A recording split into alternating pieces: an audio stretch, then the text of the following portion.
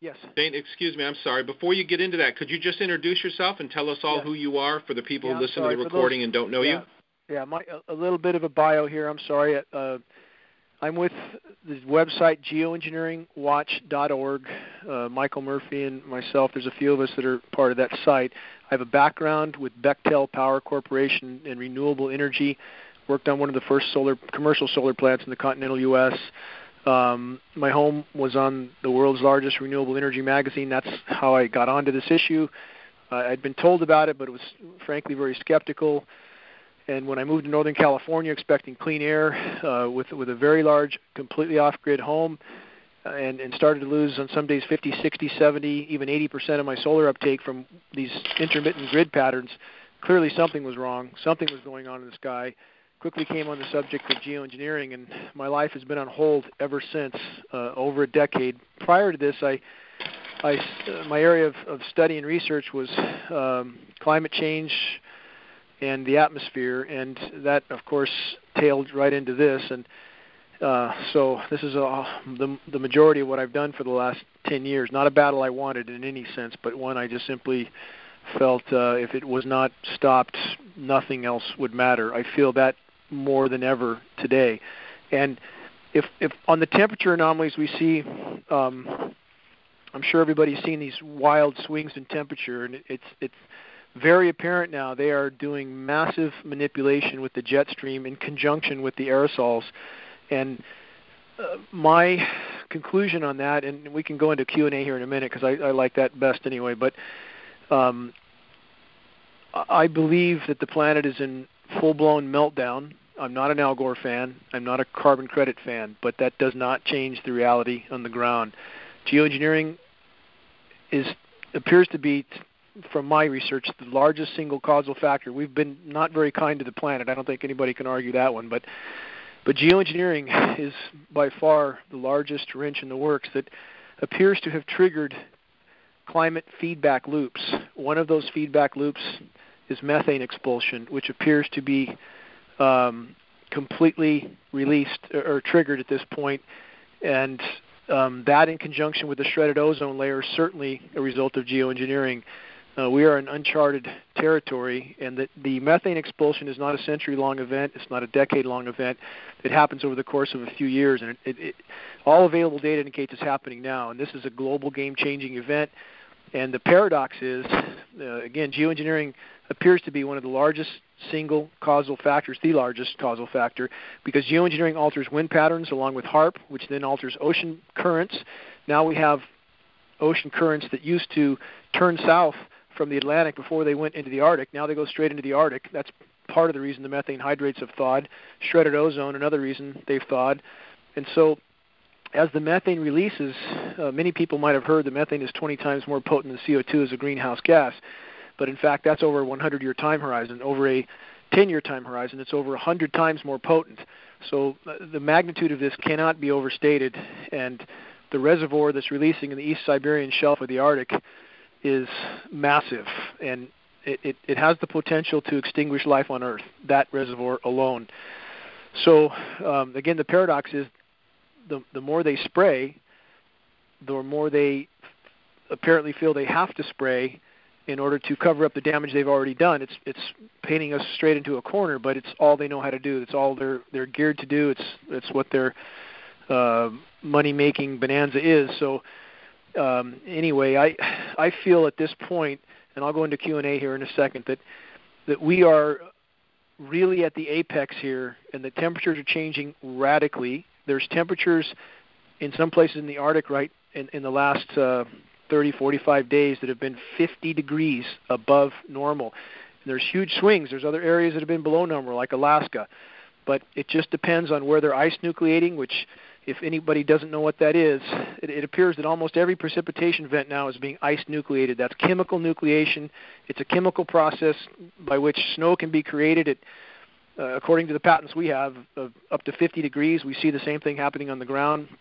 Shouldn't be snowing at those temperatures, obviously, but as this nucleation process continues, it appears to cool the air mass below it temporarily. And in Northern California, we had temperatures as low as 20 degrees below some 3 weeks back, not far from where I live. and now we're up pushing 80 degrees. And same thing, Atlanta, a little over a week ago, Atlanta, Georgia was 85 degrees. It snowed 3 days later.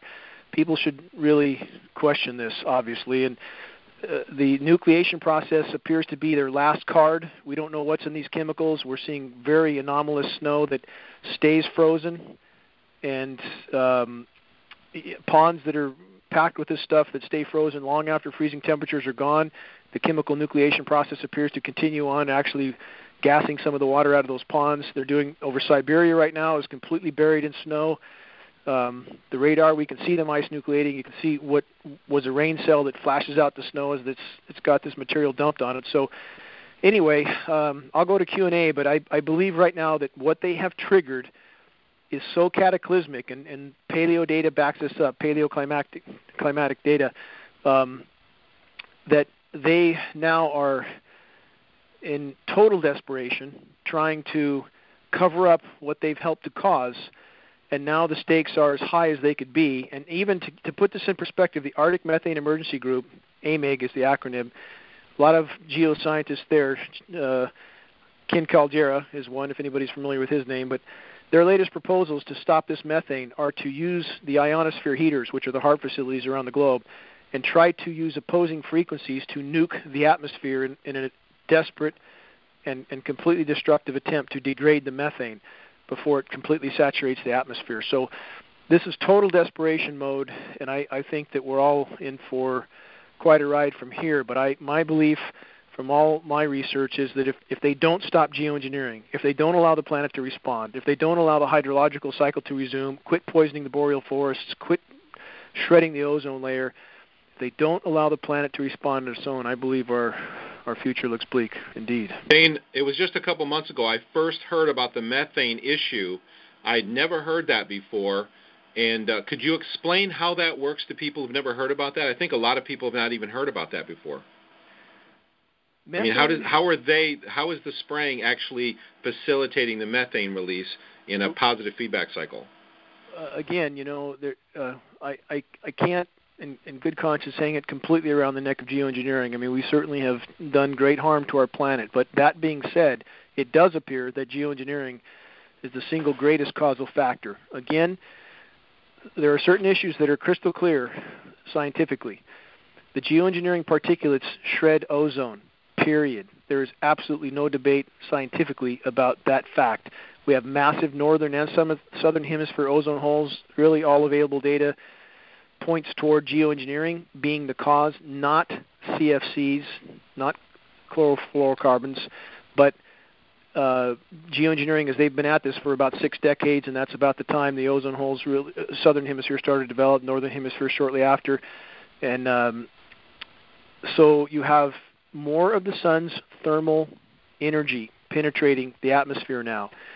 You have, although they can create, and they do, between HAARP maneuvering the jet stream and the ice-nucleated particulates and the simple blocking of the sun, they can and do create massive cooling events over huge areas. But it absolutely appears to be at the cost of a much worsened overall warming. So it truly is cutting your nose off to spite your face. And as they alter, as I mentioned earlier, they alter wind currents, which alters ocean currents. Now you have warm water going to the Arctic. Methane is the greatest source of carbon that has the potential to release from the atmosphere, bar none. And this one reservoir alone in the East Siberian Shelf is thought to contain some 10,000 gigatons of methane. It's this frozen methane on the sea floor. If only 60 of that 10,000 gigatons released, that would increase by 400% the total greenhouse gas to date. Only 60 of that 10,000. So you can get an idea of the magnitude of that. If any significant percentage of that reservoir releases, it's game over on planet Earth. So I don't think they can hide this for long. It's changing temperatures by the day. And I think they will try to spin geoengineering into some last-ditch save-all, and it's important that enough people understand it's not a cure but a curse, so that when they try to sell this to us, people will already know better. But that's how the methane is released. It's been happening for many decades. Bermuda Triangle, that's methane release, not aliens. When these methane fields release, it aerates the ocean like a bottle of champagne. Ships have no buoyancy, they go to the bottom. So this has been happening for a long time. But the Arctic reservoir is very, very large, and it's also acidifying the ocean. As the methane releases, much of it dissolves in the seawater as it reaches the surface, and the oceans are acidifying right now at breakneck speed. So this is a multi-edged sword, and none of it good. Okay, so to make this simple for people, they're shredding the ozone layer. More sunlight is reaching the methane depots or these methane reservoirs, and then the methane is being released, causing a further heating, which is then increasing. It's acting like positive feedback and just increasing the whole cycle. Is that basically right in a nutshell? Yes, but it's more of the sun's thermal energies, not necessarily direct sunlight, because, again, global dimming right now, another term many are not familiar with, is fully 20% on planet Earth. That means over the last 5 decades, 20% of the sun's direct rays no longer reach the surface of the planet, again a result of geoengineering. So, I mean, the amount of decimation being caused by geoengineering, it can't be quantified. Again, it's shredding the ozone, altering wind currents, releasing methane, poisoning everything that lives, the boreal forests, which are the lungs of the planet, the northern latitude forests, Siberia, the Pacific Northwest. I spent my life in the forest, and it looks absolutely horrific. I just came in prior to making this call, and the devastation is cataclysmic. And so now you have these forests that were the lungs of the planet that were a carbon sink that absorbed carbon. Now they are a carbon source. They're emitting carbon because they are dying. So, I mean, there's nothing that's not being harmed by geoengineering. It is harming everything. But the sun's thermal energy, Russ, again, it's not always in the form of direct sunlight. It's like a cloudy day on the beach. You know, you can still get sunburnt. And another part of this feedback loop is the Arctic ice cap. Many people, the global warming debate rages on, and it really should not. Although there was a small section of Antarctica that has, in fact, increased the sea ice slightly, and that we fully believe is from ice nucleation, areas that it did not snow before, did no precipitation because it was too cold.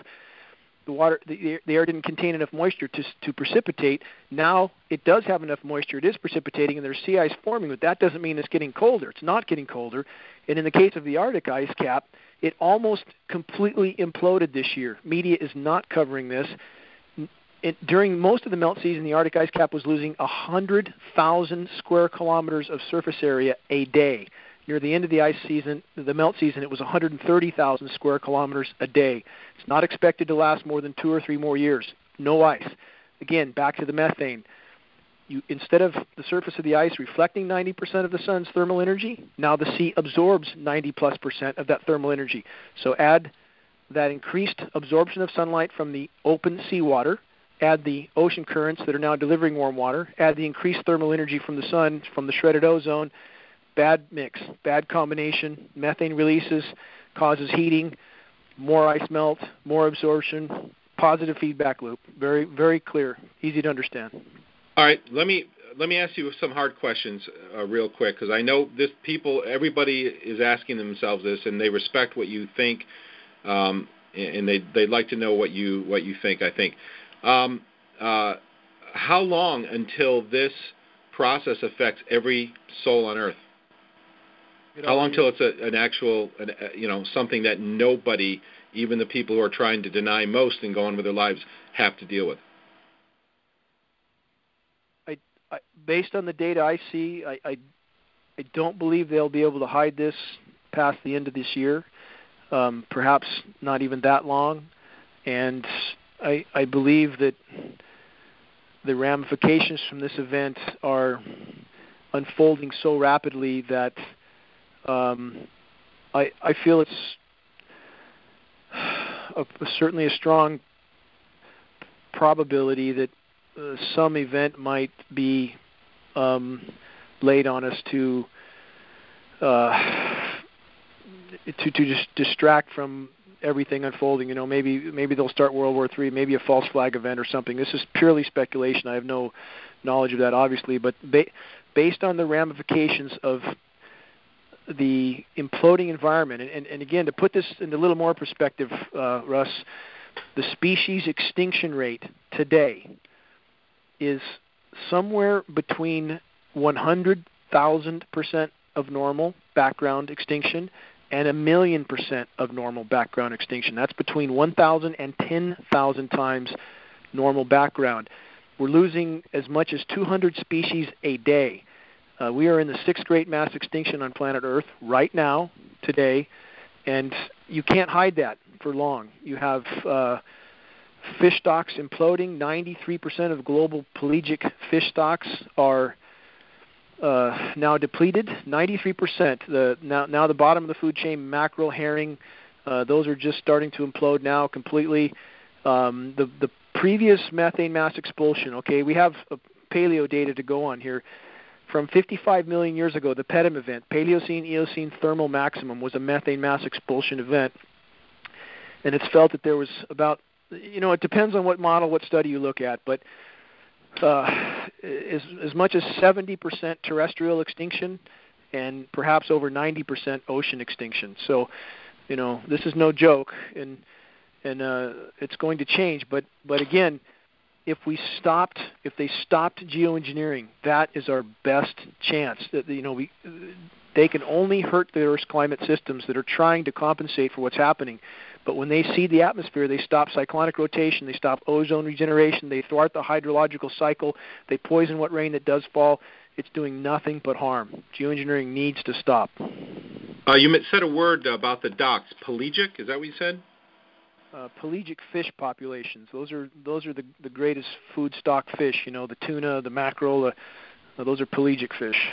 Okay, so we're losing that on a massive scale right now. They're 93% depleted globally already. 93%. I mean, the only reason they catch anything is because their fishing methods are so incredibly sophisticated. But you have the ocean acidifying at the same time, in addition to Fukushima radiation and 1,000 other things. But ocean acidification is happening perhaps 1,000 times faster than the PETM event I just mentioned 55 million years ago. So we are on a jet engine ride to a whole new reality. And again, I know my message is very dire, my conclusions are very dire, but first it has to matter to us to try to raise awareness on this. For every single individual we reach, that has to matter in and of itself. That makes the effort matter. And two, no one can say how this will unfold. No one. And again, our best bet by far is for the planet to be allowed to respond, for people to understand what's happening, and not for these completely clinically insane people to fly untold thousands of jets around day in, day out, and completely thwarting all of Earth's life support systems. And that's exactly what they're doing. Yeah, I have to say that I agree with I know there was just speculation about probably they may have a distraction or false flag or something that will distract everybody. That's putting all the pieces together. I have to agree with that speculation that's probably what they're going to do. Now, so by doing chemtrails, by doing this so-called geoengineering, it sounds like they're obviously making the problem worse. Can't help but to believe they know exactly what they're doing. What do you think? They know they're making it worse, but maybe there's some reason behind it, or any thoughts on that? I think there could be a couple angles. I mean, I think that on one hand, they know it's going to collapse, period, and so they don't care. And I always have to bring up the issue of 1,800 plus nuclear detonations on planet Earth. I mean, what sane group of people would do that? I mean, exposing themselves absolutely positively, strontium-90 in all of our bones. Everything was contaminated from those 1,800 detonations, blowing up beautiful South Sea islands. Why would anybody do that? I mean, there's no sanity in this equation, certainly. But I believe, in having spoken to Ken Caldera and having spoken to David Keith at the Geoengineering conference in San Diego, that from my perspective, I don't think there's a lot of rational thinking in this equation. Not at all. They live in bubbles where the consequences of their actions don't appear to be relevant to them. And so we're dealing with, in my opinion, a complete lack of deductive reasoning here, with no comprehension as to the consequences of their actions. So It's hard to say, Russ, but I believe also that the vast majority of people involved in these programs, the vast majority, have no idea what they're doing. They are being told they're doing something that's going to save the planet, something benevolent, something necessary, and those are the people we need to reach. Those are the people who need to understand that they are sucking the noose around their own neck along with the rest of us. And I would hope that once they realize that, they would refuse to participate in this insanity. Yeah, agreed. You had mentioned, we can go to Q&A in just a second, but a couple questions I've heard from a lot of people. We keep seeing this pattern of everything is dying. I had 4 different vegetables die off during 2 weeks of intense spraying this summer. I have a garden. I've learned gardening the last 3 weeks, which I love. And all of a sudden, 4 different vegetable types they all died. And it came right with 2 weeks of spraying. You just mentioned you came in with you're working with a dozer. You're seeing the decimation of forest. What are you seeing with the plant life there, and how's that going to play into this?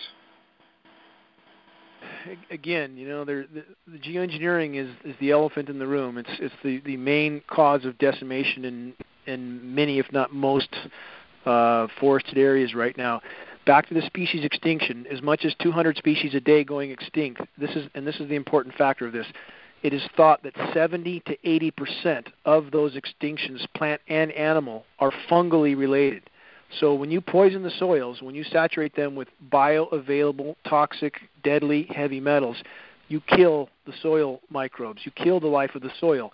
And what moves in when there's a clean slate? Fungus. And fungus is decimating everything from the oak trees to the some of the conifers and and every other thing from top to bottom, including people. Fungal sinusitis epidemic now. Fungus is a very slow, insidious